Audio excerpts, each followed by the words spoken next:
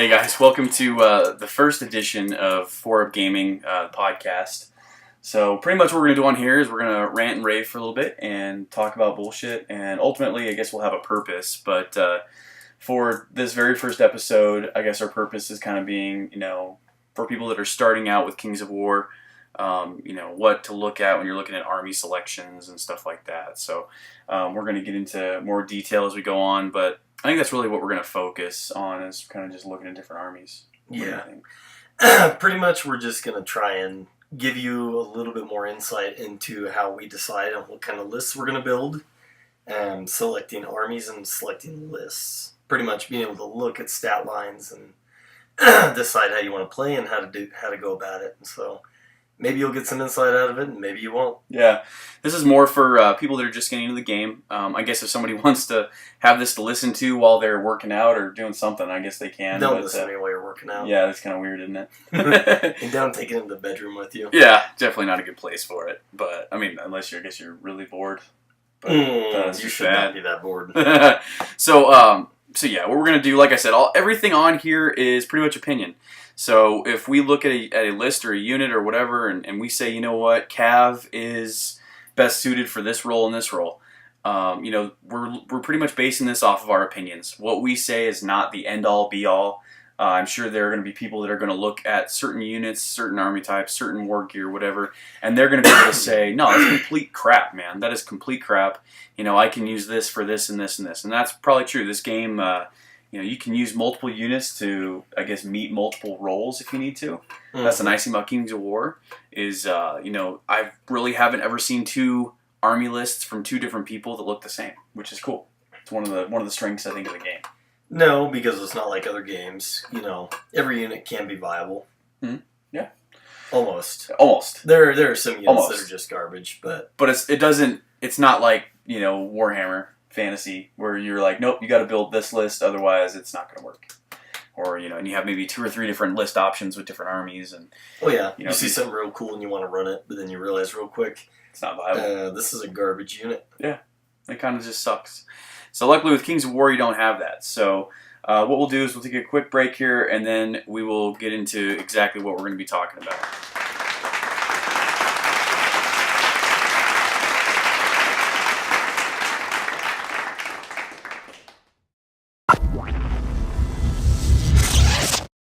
Alright guys, so we're back. So now we're going to talk about different types of units, unit types. We're going to start with regiments and why regiments are important. So obviously regiments open up the ability to have other units. I mean, it's the basis of your army.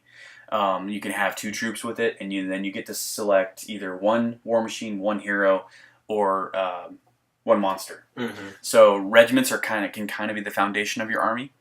Regiments change a little bit though. If you're using large infantry, regiments can be a good choice. It depends really. Maybe 120 by 40 yes. For a regiment of large infantry, because it's 3. Most of the time it's 40 mil. Yeah, for large infantry. So the sizes are a little bit different with large infantry, but a large infantry regiment is actually, for some armies like the ogres, it may be a good idea to unlock a monster that you need. Mm-hmm. Regiments tend to be a lot cheaper than everything else. Yeah. Other than troops. Your regiments are really going to be there for, I would say, like your more elite units.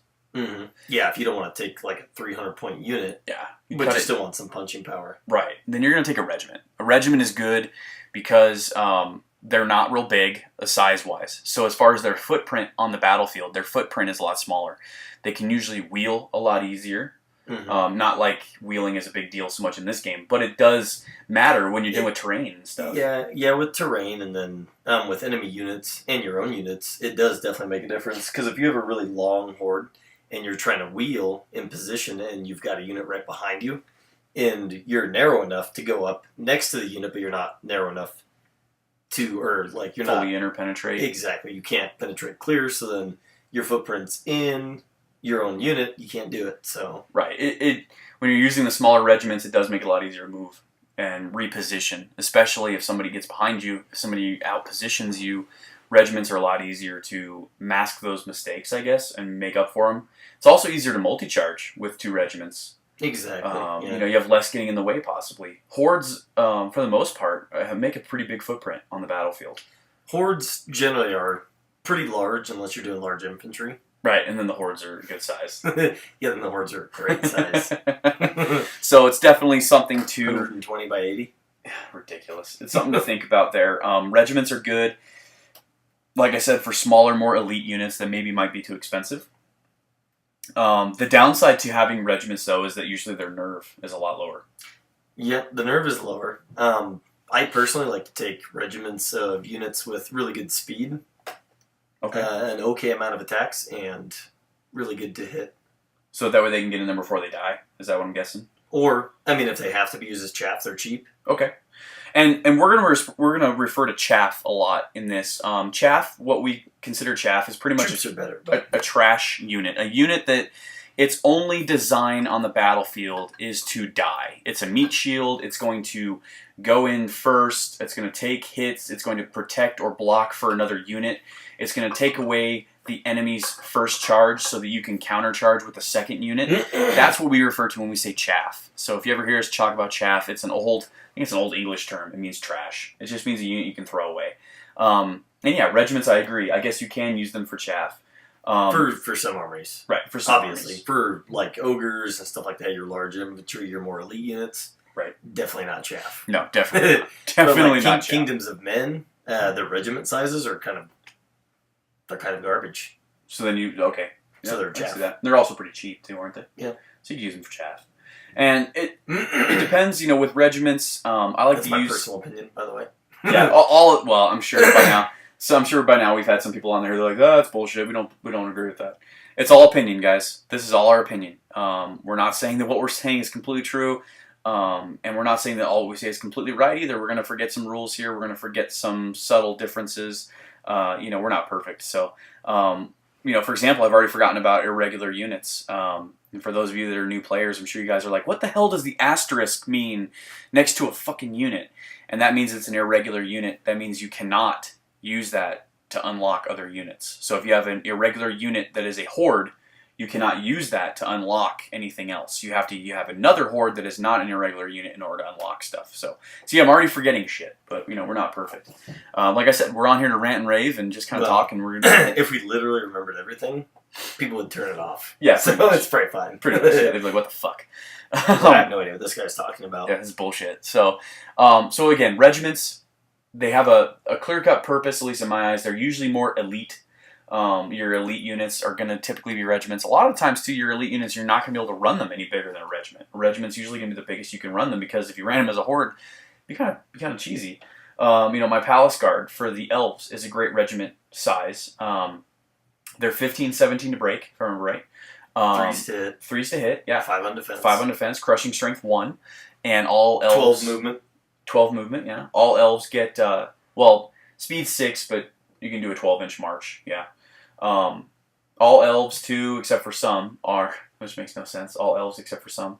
Anyway, most of the elves, let's say most of the elves have elite, so if you're rolling to hit on 3s, you're only going to be missing 2s, you're going to reroll the 1s, you're pretty much hitting with a lot. And granted, yes, the regiment size, it's only 12 attacks, so that's where it balances out. That's where it doesn't make the unit super OP. If that unit could be a horde, it'd be gross. And I think they're actually 4's defense. I don't think they're 5's. But still, that'd be super OP. It would just be broken. If they could be a horde, 21, 23, nerve. But if they made you pay for it, it might be alright. Yeah, 300 points or something, maybe. I don't know. Which would be crazy. And But it. I'd take that in a heartbeat. Would you? Oh, I would take that in a heartbeat. Palace Guard? Yeah. I love Palace Guard. But there again, you know, regiments... but whereas, if you downgrade it to a troop size, like he used to run them in troops, he was using them as chaff. Yeah. Because their break's not really that high. They're really not very expensive. Right. And they're very small footprint, so... So with Jimmy's lead off there, I guess we'll talk about troops then. So troops, I think, are Segue. Yeah, segue. I think troops are a great, well-rounded unit. They're never going to win you the game, but Not true. That's true. That's Because true. you can stack. There are a few armies that have really good troops. Yeah. That can really be utilized very well. And you So, know what? Troops they- can I mean, hold they can. objectives. Troops can hold objectives. They can be chaff. You can do a crap ton of them to try and mob like a horde or something. Flank them if they're flying. Exactly. Yeah, you can Or definitely. if they're really fast, you can try and. I mean, you can just you can get flanks with them. You can get rears with them. So It's never good getting the rear, man. No. Never good getting the rear. but generally speaking, troops are probably going to be your chaff. Yeah. Most of the time, Generally, yeah. most of the time, troops are going to be a throwaway unit. It's going to be a unit that you're going to place in front of a horde. You're going to place them on the flank of a horde. You're going to place them in support of other units and to protect your sides, protect your rear. I guess. Yeah, if you know Always the protect opponent's the rear. yeah, if you know your opponent's got flyers, it's always good to put them in the rear. So, there are some troop units though that I mean, if you leave them alone, if you don't focus on them, they can fuck you up bad. The Soul Reaver infantry out of the undead list. I mean, their troop unit, it's not very big. It's only 10 models or something. But I mean, the troop unit for them, their stat line is actually really good. Soul Reaver infantry, speed 6, they're 3s to hit in melee. They're defense 5. They have 20 attacks. 20 attacks. Their break or their nerve is only 11-13, but they have 20 fucking attacks. Crushing strength 2, life leech 2. Yeah. I mean, that's a troop that if you leave that troop alone, it'll fuck up your army. I mean, 20 attacks, crushing strength 2, hitting on 30s. But how much are they? They're 180 points. That is a very expensive. It is troop. expensive, yeah. So, it is an expensive There troop. definitely are exceptions to this rule. Yeah. But generally speaking, it's most of the time going to be kind of a throwaway unit. Yeah. Or a supporting unit, or A very minor supporting unit. if you're just trying to get more units on the board for Yes. deployment, or Yes. holding objectives or what have you. And sometimes, too, I'll look at the regiment as opposed to the troop, and I'll see a difference of maybe five attacks. Or And- even 2 in or some 2, cases. yeah. Or 2, like the Palace Guard. A troop of Palace Guard is 10 attacks, whereas a regiment's 12. Yeah, the break goes from 11-13 to 15-17, but for 45 points less. I know, and those are calls you're going to have to make because you see that a lot in these rule books. Yeah. So you're just going to have to try and synergize it well with your tactics and how you're going to run your army. Yeah, definitely. I like to use regiments, especially Palace Guard. I want people to charge my horde of spearmen, so that way they can get stuck on the horde, and then I try and flank. They've got a big footprint. I mean, they seem super imposing, and you just kind of want to run at them. Yeah, Smash them. But I like to do Or that. at least me, but I play the ogres. So. Hold that unit and then counter with or flank with the Palace Guard is always cool. If you're playing somebody that knows what they're doing, though, it's difficult to do because they're going to protect the unit they're attacking with, and it's just, this isn't so much a tactical podcast as it is just kind of getting into the nuts and bolts of picking an army. So, I think that's about it for troops. Yeah, I think so. The other thing, too, about troops, real quick, is that they have a really small footprint on the battlefield.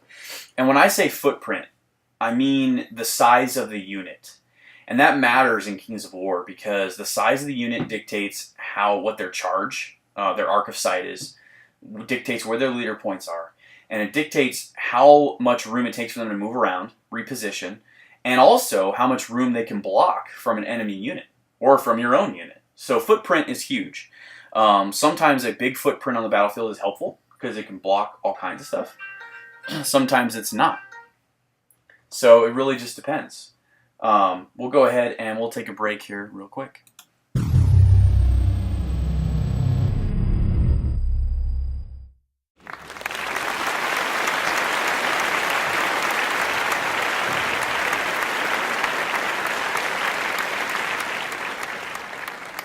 So, we'll go ahead and I think we're pretty much done with troops.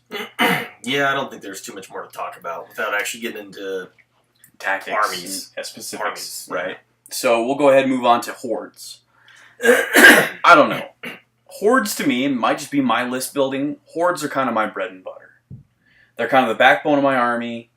These are the units that I see as the units that are going to be on the battlefield for most of the game, if not maybe towards the end of the game. At least in As long as you in how don't I see it. make mistakes and get double charged or run into a Naturally. legion or something. But Naturally. yeah, These hordes are usually going to have a high nerve value. Most of the time, they're going to be in the 20s. mm. The only hordes that are Generally, less than yeah. that, your large infantry hordes are going to be a little bit lower. Just because I think that's part of the balance of a large infantry. It is. I mean, so the large infantry hordes have a much smaller footprint. They're seriously like half the size or something. So it's very easy to get multi-charges with large infantry hordes. It's also very easy to move them around and position them. It's very easy on deployment because it's very easy to fit a bunch of them in a gap. So, I mean, that's the balance for sure. Yeah, and I think with hordes, the nice thing about them, you're going to pay a little bit more than you are for a troop, for a regiment, but that they're going to be there for a while. Generally speaking, yeah. Yeah, this is the unit where I don't have a problem putting expensive war gear on a horde. You don't really want to put a 45-point piece of war gear on a troop. No. I mean, I guess you can if you want, but that's not a good idea. No. A horde, Really. it's going to be around for a little while. I don't see any issues with putting war gear on them. And, just like regiments, hordes are special in that they help you unlock stuff as well. You unlock a lot with the horde, actually. You unlock, 4 troops, Mhm. 1 hero, 1 monster, and 1 war machine per And horde. That's 1 hero and 1 monster and 1 war machine. Whereas a regiment, it's 1 or. Yeah. Whereas, regiments are a little bit smaller. Hordes, you unlock everything. And you could potentially have a hero and a monster and a war machine. Or war engine. Right.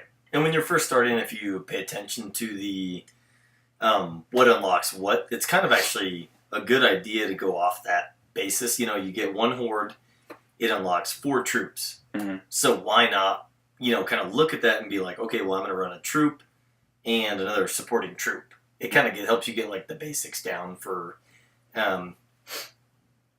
I keep wanting to say force organization. I know, it's so hard not to say that. But you're right, though. I mean, it helps you get the basics down for a force organization chart or for just a bare bones blueprint on building an army. Right. And when me and you first started, that's kind of how we did it. We would. What's my horde? What's my anchor exactly. unit? Yeah. We'd pick a horde and then we would add Build from it. supporting units Mhm. into it, and it generally worked out pretty good. I think that's the best way to start, and I think you're absolutely right. It's your anchor unit. It is the unit that's going to unlock most of your army. So, or at least half your army, depending on your point totals that you're starting with. And you're right, you can build around that. So you go, here's my horde. My horde does this very well.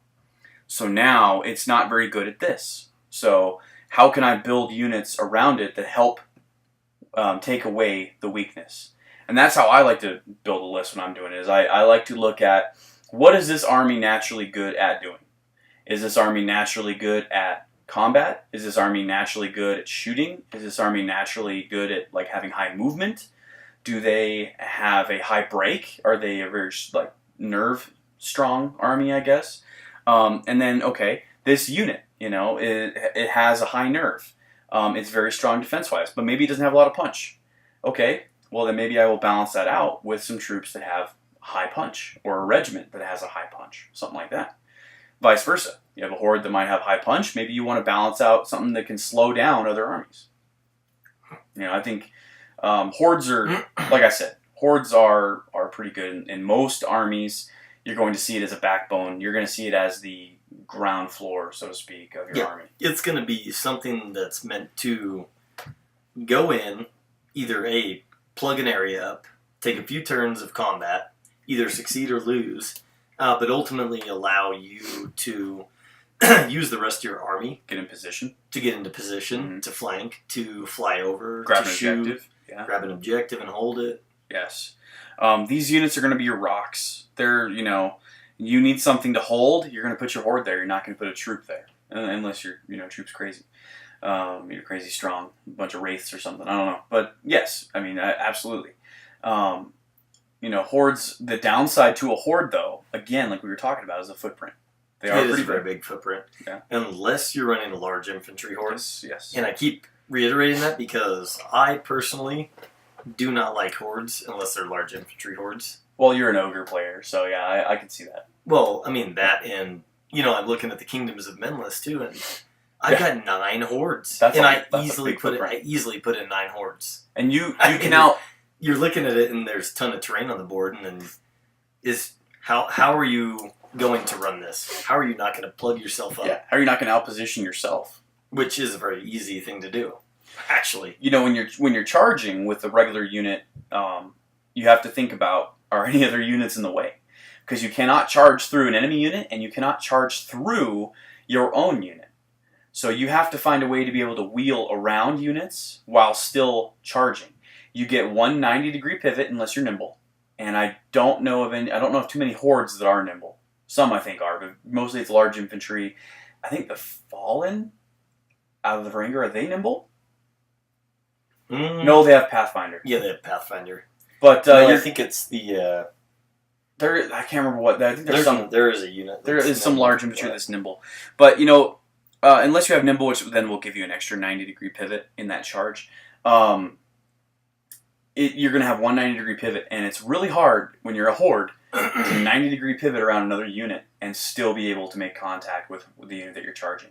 Right. But that's and part you have to take into account terrain as well. Yep. Because when you charge an enemy unit, you have line of sight, but you have to take the closest route. Right. So you can't pivot and go around terrain.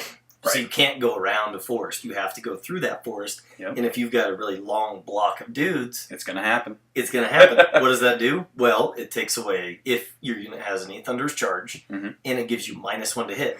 Yep. So if your unit's already hitting on 4s, now they're hitting on 5s, and they have, 25 attacks maybe? Most hordes, yeah. That's really not good. No, it's not. Especially when you figure, again, what's the strength of your horde? Why is it there? What is the purpose of this in my army? Usually it's the purpose of being defensive. Sometimes it can be your attack-heavy army. But now you're getting it into, most likely, another unit. You better hope to God that you can break that unit that you're hitting off of 5s. And like you said, 25 attacks, needing 5s to hit. I don't know. I don't like that too much. No. And especially, if you're hitting like chaff, obviously, you're probably fine. But if you're using a horde to hit chaff, one of two things: either your opponent is a dumbass, or 2, your opponent is setting you up to where you'll take the charge, and then he is going to smash you with his horde. What if they have ensnare? You're charging through a forest, and they have ensnare. Boom, 6 to hit. Yeah, that is what we call a trap. That's a trap. That's a straight up trap. So obviously there's viability in both. There's viability in large infantry hordes and just standard hordes that are bigger. Obviously, your hordes can still plug stuff up. Yeah, definitely. Large infantry hordes, you can generally fit 2 of them, and they're just a little bit bigger. Definitely, I agree. And with that, we'll take a break.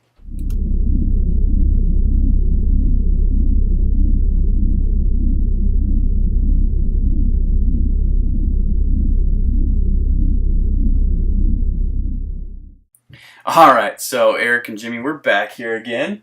And you can call me James. No, I'm going to call you Jimmy like I always have. James. Sorry. Just like all the bat reps, they all say Jimmy on there. People are not going to know who James is. Sorry. You can call me James still. Oh my god. I've called you Jimmy since we were fucking 8 years old. Yeah, well, we're not 8 years old anymore. No, we're not. But it's not going to stop now. It's okay. Only people who know me have known me for a long time call me Jimmy, so that's fine. I guess it lets you know who people are in your social circle. My social circle. They call you something else, and you're people I tried to shunt out. Yeah, right. There's a good little word there. That's the word of the day. Shunt. Shunt. So I like shunt. You can wind blast somebody and shunt them. Yes. I don't think they don't have shunt in this game though. I used to like to shunt with my Dread Knight. That's total bullshit. I love that. Then he was just like, "Oh, your unit's in cover, hiding behind that rock." No, well, he could shoot 18 inches and then spin it around and do a fucking 90-degree angle. Like, that doesn't even make sense. Nope. Go around the corner. Alright, so we're going to move on from hordes. We're going to talk about legions. Legions are pretty rare. I don't see a lot of armies with legions. Usually it's going to be your horde or your armies. Goblins are going to have legions. Yeah. Gosh, gosh, who else has legions? Your warriors, I Or, think. Ogres have legions. Or what the fudge? Night Stalkers. Night Stalkers have some legions. So I think Ogres have one legion that's totally not viable. I don't know why, because it's got decent nerve and it's got a ton of attacks. 32 attacks. I've ran it over 20 games and I've never had it hold. I know. I always tried to shoot it down. No, everybody has. Like, everybody just kills it right off the bat. It never holds. I don't know why. No. So it's just not worth running. You know, legions are weird. You don't get anything special. So we'll just say that now. It doesn't unlock any more than a horde. You don't get any more, troops. You don't get any more heroes, monsters, war machines, nothing. It doesn't do anything different for your force org chart. And they're usually pretty expensive. They're usually expensive. They usually really don't have that much higher break. Right. And what you're going to see most of the time with legions is it's going to be something with like low defense. It takes a lot of attacks to hit. Mm-hmm. I mean, generally, the ogres, their legion's pretty. If you can get it into combat, it's pretty gross. I think it's like 32 attacks hitting on 3s. Yeah. I think most legions are going to be your tar pits. They're going to be tar pits. But I mean, zombie legion. You probably don't want to run too many of them. No, because their footprint is huge. They're huge. Their footprint is massive, and the problem with a legion is that you are soaking a lot of points. That flank is so big. That flank is huge. And you leave that thing open. I mean, what is it going to do in your army? Whenever I am building a list, I have a goal. Obviously, your goal is always to win, but I have a goal for each unit. So I might have, in my elf army, I have a horde of archers. What is their goal? Their goal is, 1, to whittle down stuff before it gets to me in combat. Stuff that's really strong, stuff that I know I cannot take out turn 1. Their goal is to take out blasters. Yeah, take out chaff that might cause problems. Take out stuff like that. Maybe even take out some heroes. Take out somebody's floating around, some heroes across the board that are just trying to be annoying and lightning bolt me or so whatever. That's what my archers do. So my archers have a purpose. Obviously, the end goal for every army should be to win the game, but each unit in your army should have a purpose. At least that's how I build mine. At least should have a purpose or a goal. And when I see legions, I think, okay, this legion, this is meant to either be a huge tar pit, and it's just meant to, people can't ignore it because they usually have 30, 40 attacks. So even if they're weak, like a legion of spitters, or not spitters, rabble, a legion of rabble, I mean, I usually put Brew of Sharpness on them. So then they're forced to hit. It's like 30 or 40 attacks. It makes them viable, but at the same time, that's actually, it's 180 points, I think. Something dirt cheap for goblins. But, so, a legion of that, people are like, oh crap, it's a fucking legion. When you see the footprint on the battlefield, some people just want to go after it because of what it is.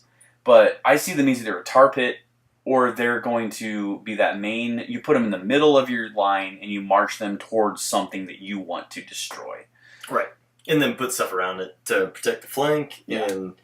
But then once again, that could be a big chunk of your army. And you have to think about terrain too.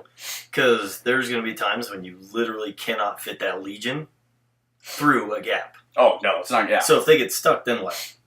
They literally sit there. An awesome paperweight. Maybe if you're playing like objective games and you can find a pretty decent legion that you want to hop on an objective, I could see that too. You get a legion with really high nerve, you hop them into a forest, you make sure they don't get flanked. They're probably going to hold. It's a good way to hold an objective, for sure.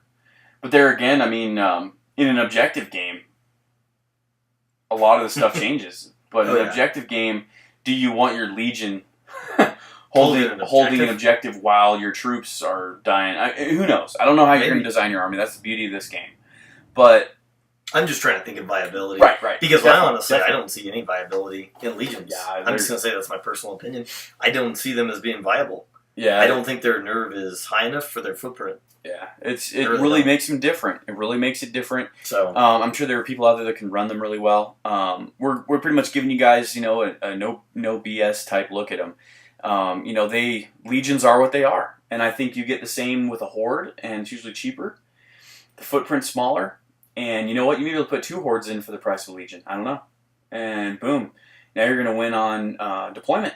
So you got 2 instead of 1. So, but legions I think still have their purpose in some armies. I can see a legion of zombies. That's annoying. I did see a legion of bloodworms with Brew of Sharpness. Yeah, that's just just disgusting. fucking annoying, right? It was disgusting. Especially if Legion's It Fearless. crushed through everything. Yeah, yeah, and you're just like, really? Come on. Yeah. But then I flanked it and killed it. Yeah, you flank it, and so I had large infantry horde unit, smashed through that one turn.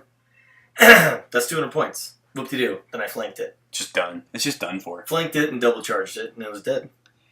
So I think that's pretty much going to be it for Legions. I don't think we have any more to talk about. Not really. So we're going to go on to a personal favorite of mine, Cav. You know, so Cav, we had to do this as a separate category. Yes, you have regiments of Cav. Yes, you have troops of Cav.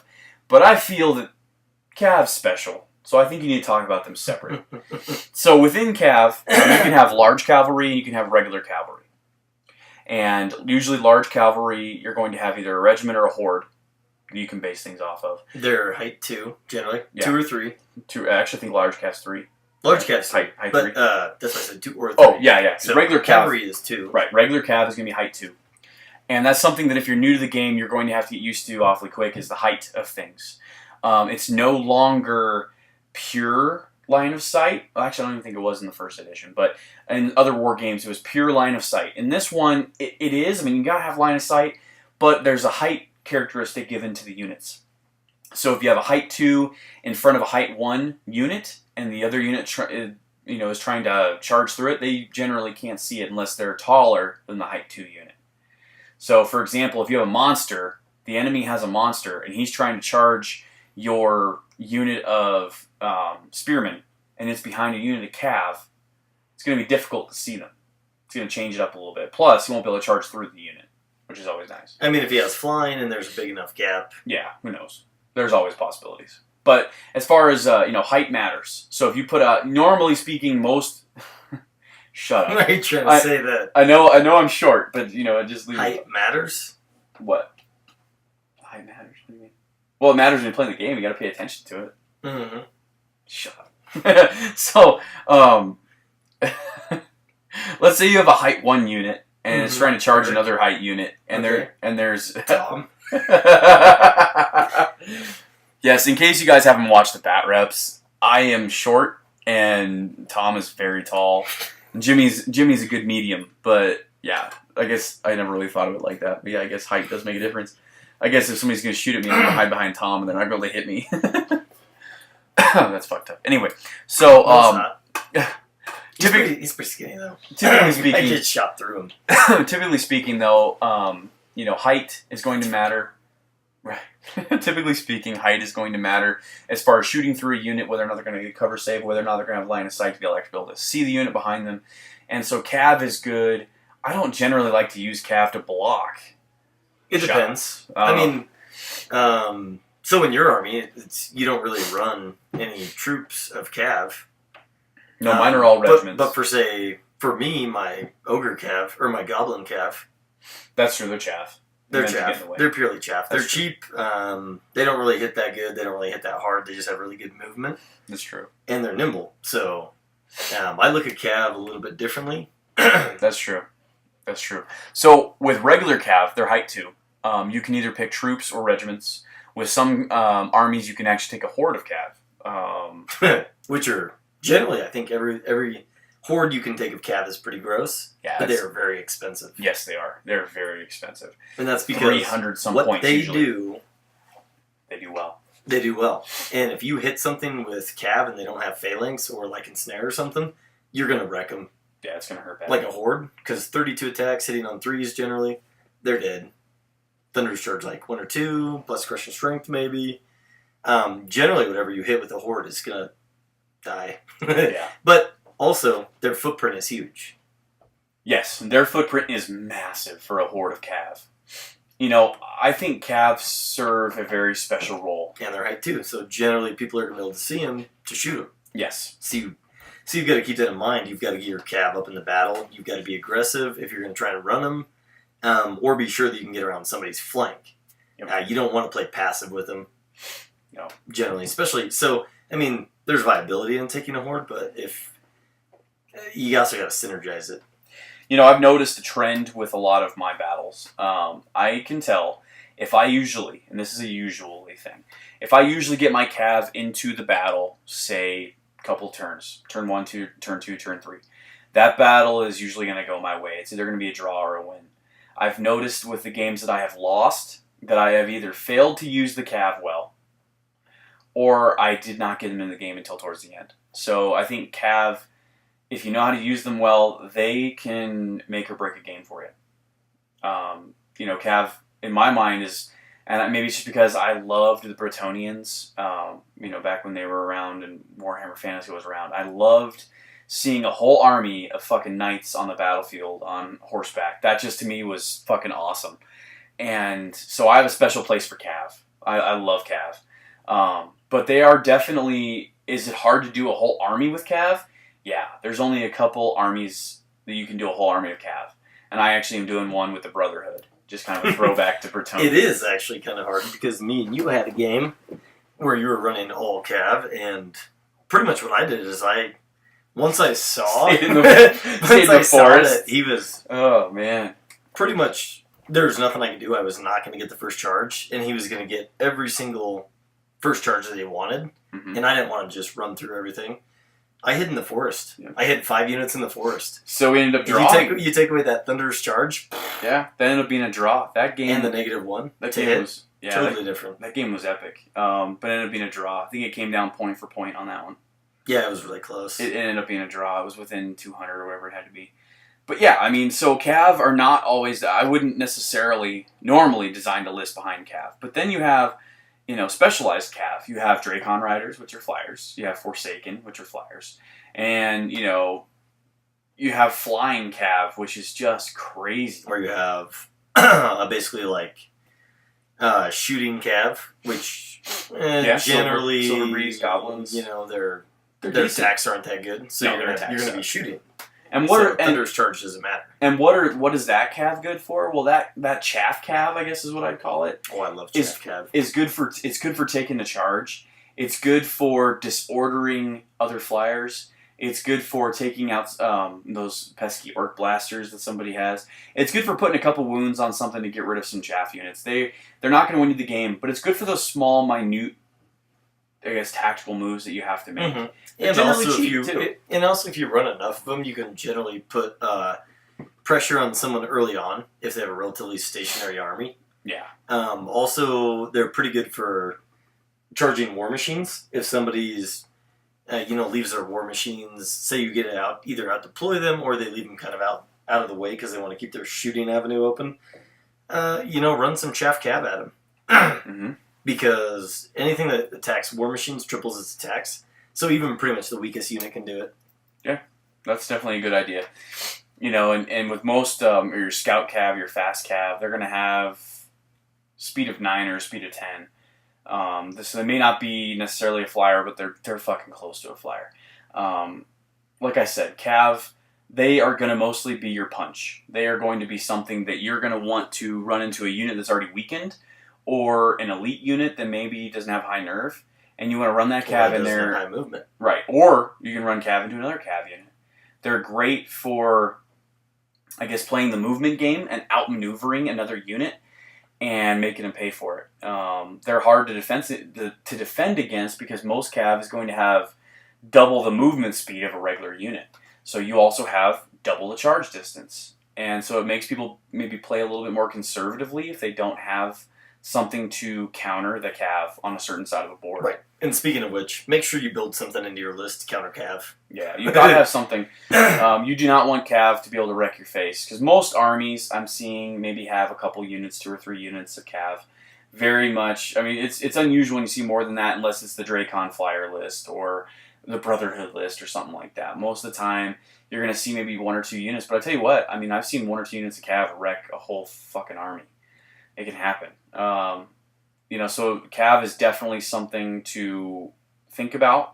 They're a little bit harder to play because they will break easy, and if you don't play them right. Don't run them into just anything because they will die, and generally they are expensive. Don't run them into Orc Blasters. No, don't run them into Ogre Blasters. Or Ogre Blasters. Don't do that.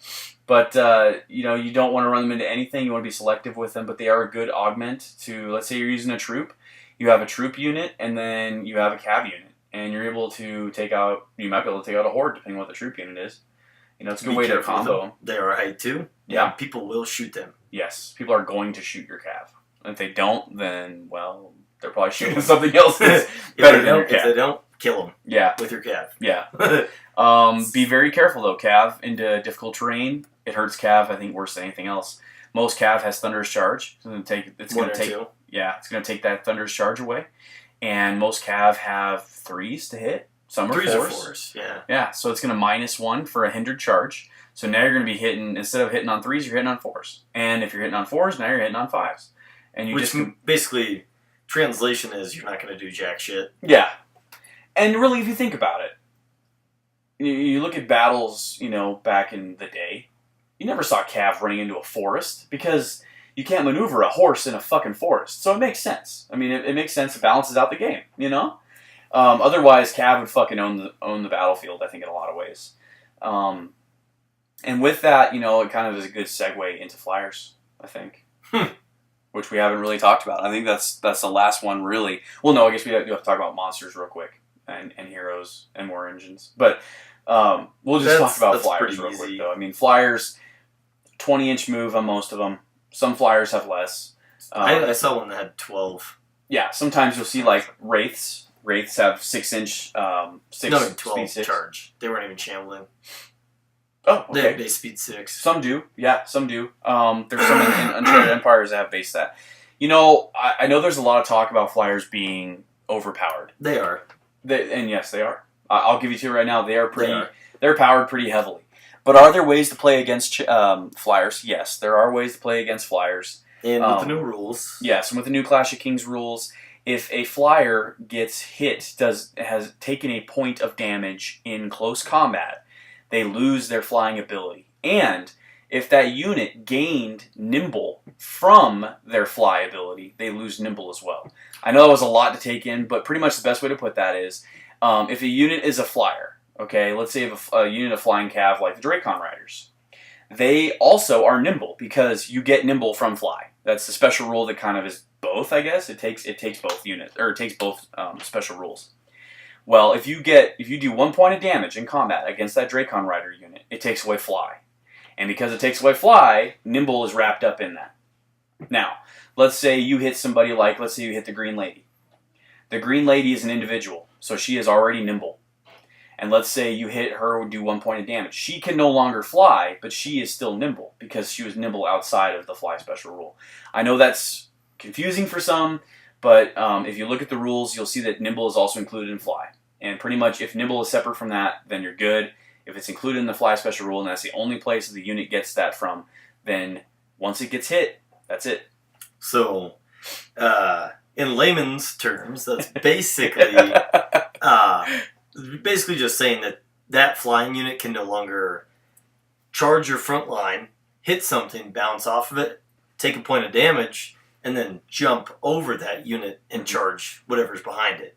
Or I guess flip over, turn around, and threaten your rear. Yeah. Yeah.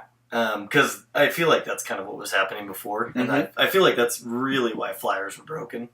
Yeah, I mean, you shouldn't be able to just jump over somebody's front line, and then just turn around. Turn around and do what you want. Yeah. Because there's no tactics involved with that whatsoever. No. But there's a massive amount of tactics trying to stop that. Yeah, definitely. Trying to stop that. I'll be the first one to say, I used to use flyers, and if we run our tournament lists, we'll probably use flyers again. But, they are very good for what they do. But if you can bubble wrap units, and when I say bubble wrap, I mean protect that unit with a cheaper throwaway unit, then you can handle it. A unit of boomers, a horde of boomers with the Jar of the Four Winds. That's one way to take out Cav pretty fucking effectively, I think. Flyers. Flyers, sorry. Cav on the brain. A lot of people see the Dracon Rider horde as kind of like a really good flyer unit. And they are. They are really good flyer units. But they can still be beat. Their break isn't very high. I think it's only 15, 17. This is kind of where shooting comes into play. If you have a shooting lane and they aren't trying to hop too much around, put wounds on them before they get to you. You put wounds on them, you weaken them a little bit. Dracon Riders are 15, 17 break. They're also 270 points though. I mean, they're expensive. So mostly, most flyers are expensive. I mean, you're not going to see a really hard-hitting flyer army that's really big. You're going to see generally, 7, 8 units, and that's that's a lot for a flyer army. Maybe even less than that. 300 points, 369, and maybe 6. That's also breaking them down as the troops. Right. I mean, and then when you start breaking them down, they lose a lot of their punching power. Right. So at that point, it's just going to be a positioning game.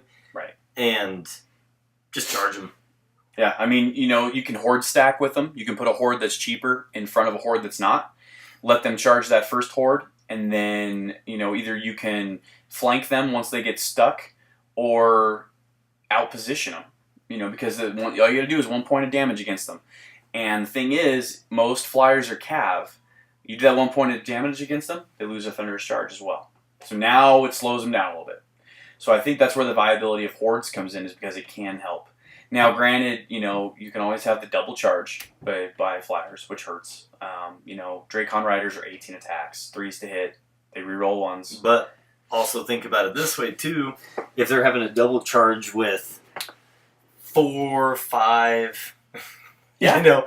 I mean, that's like almost 600 points. That's 600 points. They're dedicating to kill... One horde. Yeah. One horde. Which can be anywhere from, 160 to 250. Right. And so, you don't really know if that's worth it or not. And I guess, there are some flyer armies that are great. And they do really well. I used to use the Kindred Lord on a dragon. He was awesome. Well, that was not legal either. No, even when he was legal, with the boots of levitation, it was still gross. Yeah. I mean, you can fly him as far as you want, and then I still get the 1 pivot of 90, and then I can shoot with him. It's gross. It's a gross little combo. But there again, it's a combo that's also 345 points, and he can get caught and he can get killed. Flyers are definitely something that can cause a lot of problems. But I think if people, I don't want to say balance out, but if people have shooting for certain reasons, they use shooting and they chaff up a little bit, I think you can deal with flyers. I don't think it's an auto win. I don't think there's any army, especially flyers, you can put on the board and just auto win. It is hard for a new player to counter them, though. It is. And if you are a new player and you're wanting to win and win now, flyers are definitely an interesting unit, but I don't know if it's the end-all be-all, to be honest with you. So with that, we will take a break.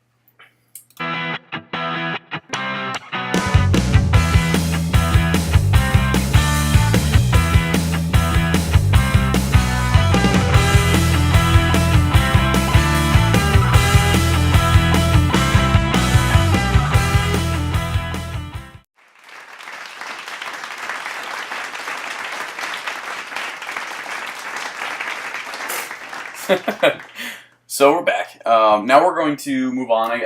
There's so much with flyers. We could literally do a whole podcast or a whole show, whatever you want to call this, a whole segment about flyers.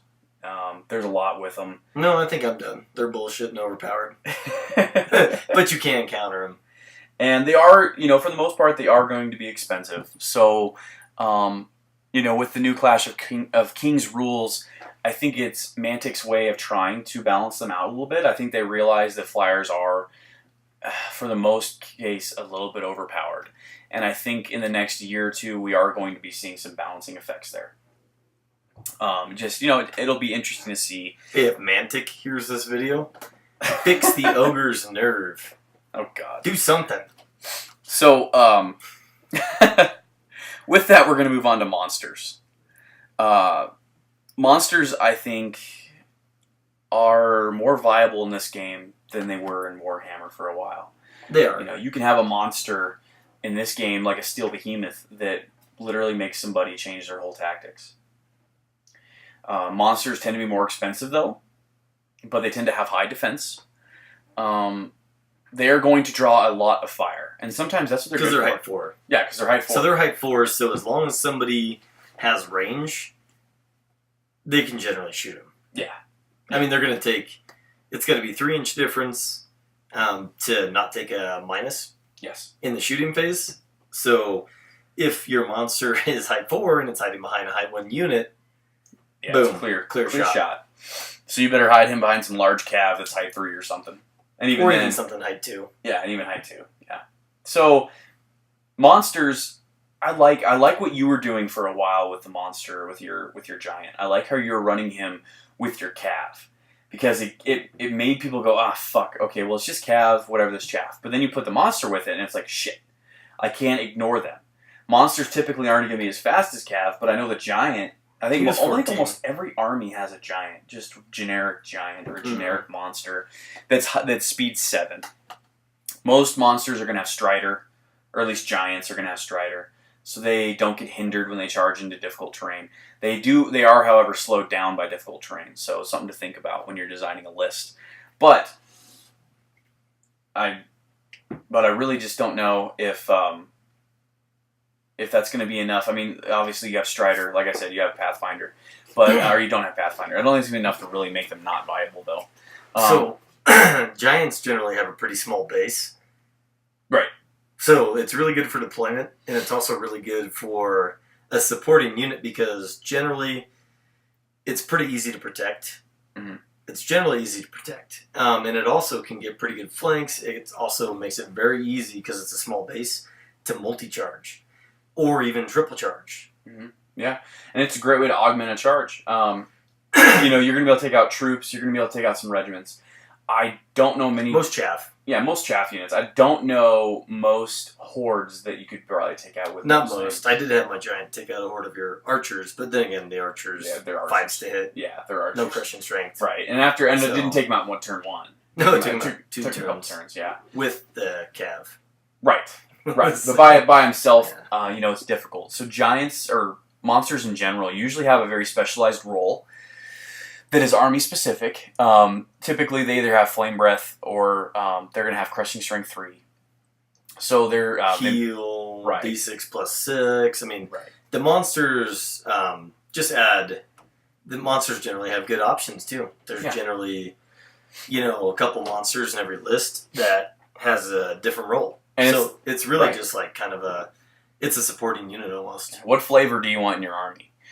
Giants, I think, are a lot of fun because or not giants, monsters are a lot of fun because they add a little bit of different element to the army.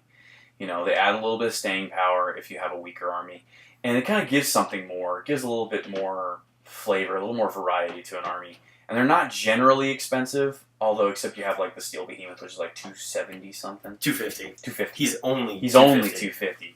Defense 6, like 17, 19 break. 20 some attacks. He's gross. The Steel Behemoth is probably the grossest monster that I have yet to see in all of Kings of War. The Brutox is pretty good. Brutox is good. Yeah, the Brutox is good. But the fact that he also has, not the Brutox, but the Steel Behemoth has Flame Breath, it's just really... So, so monsters, once again, I think they have a good well-rounded purpose in the game. I think most armies should have at least one in them, because I love them. They're fun. And, it gives a cool model for you to design. Most monsters, right? But most monsters, I mean, you can find, if you can't find one on Mantic, you can find a lot of other companies that use monsters. Reaper's good. Bones is made by Reaper.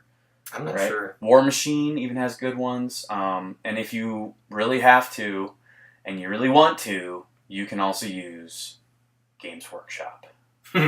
They do have the best monsters. Their monster models, but their models are great. I will admit their models are great. I'm anti-Games Workshop, have been for a while, but you know what? There are times when I look at a unit and I go, oh my god, I want this unit to look amazing. And I'll have to buy Games Workshop. Yeah, but then you have to paint it too. That's true. And I'm an okay painter, but now, painting when you have a family is difficult. Because it's like, when the fuck am I going to paint? And I'm not going to teach... Painting when you have, anything going on. Yeah, exactly. I'm not going to teach my 4-month-old how to paint. That'd be awesome. Fucking have her dry brush and shit. Yeah, that'd be great, wouldn't it? Chinese do it all the time, dude. They make their kids paint for an hour every night, dude. Fuck yeah. Yeah, I'll totally do that to her. I'll get her working in a sweatshop. It'll be good to go. Paint these up. Daddy needs to sell them. Yeah, come on. You're almost there. You're almost as good as Blue Table Painting. So... with that, I think we're going to move on to one War Machines, this will be pretty quick. I think War Machines have a very specialized role. Most War Machines are shooting. You have some War Machines that do breath attack. Very few War... Which is still shooting. Right. So you don't... Very rarely do you see a War Machine outside of that role. They usually are good for holding down a certain side. I used to use 4 bolt throwers, and they used to do pretty good. What's that? They're a good supporting unit. Yeah, they are. They're generally under 100 points. They generally have good piercing. Yes. So, monster killer. Yeah, definitely. Flyer killer. Definitely something to think about. Depending on terrain, you can use them for all of that. The other thing about War Machines is you used to be able to grab objectives with them. With the new Clash of Kings rules, you can't do that anymore. You can no longer grab objectives. I used to love to do that. I love doing that. I don't know how many games I won by being like, oh, gonna run my War Engine up there and grab that objective. 90-point unit. There you go. Was it cheesy? I don't know. I mean, it was just part of the game at the time. You can't march. Yeah, I mean, you can't march with them, so you're going speed 6 with my bolt throwers. It was kind of BS. It was kind of funny because it was just like, really, you're gonna hold it down with a bolt thrower. But you know what? I played the game the way the rules said it was okay. So, but I'm fine with the change. I understand it. I've stopped using War Engines not because of that. Anyway. Yeah, not because of that rule change, but because of the terrain. We started using a lot more terrain, and it's really hard to find a good shooting lane. I guess you can still do it, but there again, you can't model your entire army after it. No, which honestly I like. Yeah. I don't like seeing that old elf list that you had with like almost an open board. Yeah, and a bunch of hills. I didn't like shooting and stuff. It was awesome. For the most part, most bolt throwers, most range is going to be. You have range across the whole board. Most of it's 48 inches. 48, yeah. But Some of the War Machines are 24, I think. Like Dwarf. Organ gun or whatever the hell they're called now. I don't know what they're called. They were called organ gun. I don't know what the hell they're called now. I can't remember. I guess I could look in the book. It's right Piece there. of shit. Yeah. But most of them have a very specialized role, like you said, monster hunter, flyer hunter, maybe. I mean, that's how I see them anyway. I mean, people might use them for different roles, but I see them as definitely a monster hunter. Something that's going to take out high defense units. Definitely. Because most of them have like piercing 2, piercing 3. That's how I see them. Yeah. They wouldn't have piercing 3 if they were meant to take out, troops with 3 defense. Right. You're not going to see these units as your backbone of your army because you can only have a certain amount of them. You're not going to see these units as all-stars most of the time because they're more of a support, I think. Artillery units and stuff like that especially, they're more of a support role. Even with indirect fire. I see them as a support. I don't see them as a game changer. No. They're generally, unless the person has a nasty flyer unit that's about to get behind you, then they're definitely a game changer. Yeah. If you can drop it. Yeah, you can use them to protect your rear, your flank. It's always good. Definitely your rear. Definitely your rear. Protect your rear at all times. A big cannon to protect you. So, with that, we're going to move on to our last segment, which is heroes. Within heroes, you have heroes that are individual and heroes that are not individual. Generally, once again, a pretty small base. Yes, pretty small base. These are going to be your units that provide inspiring to your army, which give you a recheck on morale tests, which is huge. Nerve tests. Nerve tests. Damn it. It's alright. Nerve tests. Yes, they do provide you a recheck on that. If they're within 6 inches, unless they have very inspiring, then it's within 9. Right. But generally, small base. Yes. Small unit. A lot of mobility. If you're going to have one, you want to make sure you look at the special rules. See if it's inspiring. Oh, yeah. Some heroes are not inspiring. All across the board. Yeah, some heroes are not inspiring, so check that out. At first glance, I didn't think inspiring was a big deal. But after playing some games where it has literally come down to some rolls, inspiring. Yeah, and you're just like, no way. I mean, I've lost a unit that's had like 2 points of damage on it, and I've lost it because I didn't have an inspiring unit to reroll boxcars. So, inspiring units, while they're not they're inexpensive too. That's the thing, if you can get a 50-point unit in there to provide a 6-inch bubble to your units for a nerve test. Yeah, totally worth it. What else are you going to do with those 50 points? Right. Well, sweet piece of war gear, but yeah, an inspiring thing that also helps you out in deployment.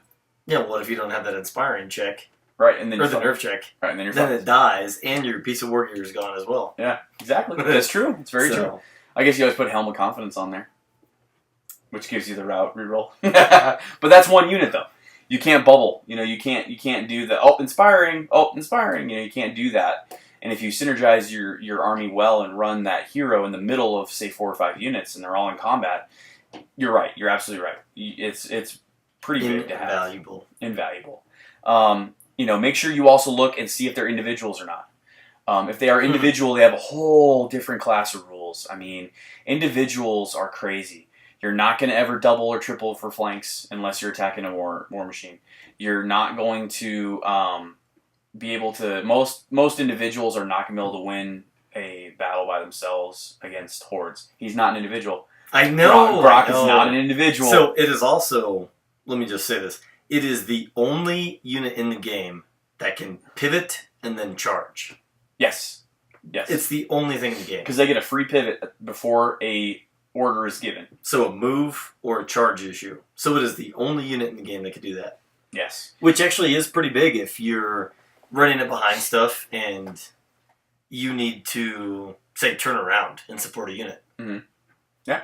Or let's say somebody drops a flyer back behind you. You run that individual in there. All you got to do is 1 point of damage. Even though you're not going to get a flank charge, you're not going to get a rear charge necessarily. And yes, they're going to turn around and probably wipe out that fucking unit. But you know what? Boom, they can't fly that next turn. Then what do you Slows do? them down. You turn a unit around. Yep. The next turn, what do you want to do? Do you want to countercharge and kill that hero, or do you want to charge that unit that just turned around? So it's a great way to counter flyers. You can't fly anymore once they take 1 point. That's what I mean. That's what I mean. They can't jump over. Yeah, that's what I mean. They're stuck. So they either have to charge that unit that just turned around, or they have to either countercharge the hero. At which point they're going to get fucked because the other unit's going to hit them. Yeah. Okay. So you can definitely design a list around that. Have some heroes in there. Heroes are good, but they're not the end all be all. They're not going to usually have a whole lot of attacks. They are going to give you. They also have stealthy. So it's a -1 to hit them. Well, they don't... I shouldn't say stealthy. It's just a -1 to shoot at, if you shoot at them. Unless you have a magic or breath attack. Then it doesn't matter. Typically speaking, hero individuals are going to have the same... Well, actually, all individuals have the same nerve. Or all heroes have the same nerve. As far as nerve check. They're all about the same. If an individual does... Or if a hero does not have individual, those units can be gross. Because they can flank stuff. So then get their attacks, and if you get flanked by Grok, I only flanked you twice with charged. I got you with the rear once. Let's not sugarcoat it. Rear charge, but you rear charged a flyer. I wasn't able to break through. It raped you, and I didn't have a chance, man. I didn't have a fucking chance. I don't think anything in the game does against Grok on a rear charge. Yeah, tripling his 7 attacks, which then also compound because they're D3. Yeah, I mean, it's pretty gross. So, I hope we've given you guys a good overview of some units. I know it's pretty lengthy. I know it's an hour and, almost an hour and a half. Well, shit. But, I think it's been a good overview. I hope we've touched on things. Is this going to give you the nuts and bolts to build an army list? I hope. Or maybe you just sat there and listened to us rant and rave for a little bit. Whatever. It's up to you. Obviously, if you're still listening to the end of this, then obviously... you didn't mind listening to us talk about shit. So, we hope to see your army. I hope we get your army back out on the Bat Rep again, on the channel again. We're going to be having some Bat Reps coming up here soon. I'm going to try... I don't have my Brotherhood army fully completed, but I'm going to try and get the Brotherhood out on the battlefield, get them out into a Bat Rep maybe in the next couple of days, next couple of weeks at least. I want to try and get a Bat Rep with you. Just get the ogres on the battlefield again. And then we still have to decide what's going to be your next army once you're done with the ogres. So that's coming up as well. Plus, I think we have Tacticon. Tacticon's coming up in September. So I don't know if we are going to ever hear... Hopefully they tell us. I mean, it's almost the end of July, so I hope they let us know. that that they're going to be doing a fucking tournament, for Kings of War. If not, we're still going to try and go down there. It's in Colorado Springs. We're still going to try and go down there and hang out and see some shit, see some cool stuff. So, yeah. And so with that, I think that's pretty much it for this week.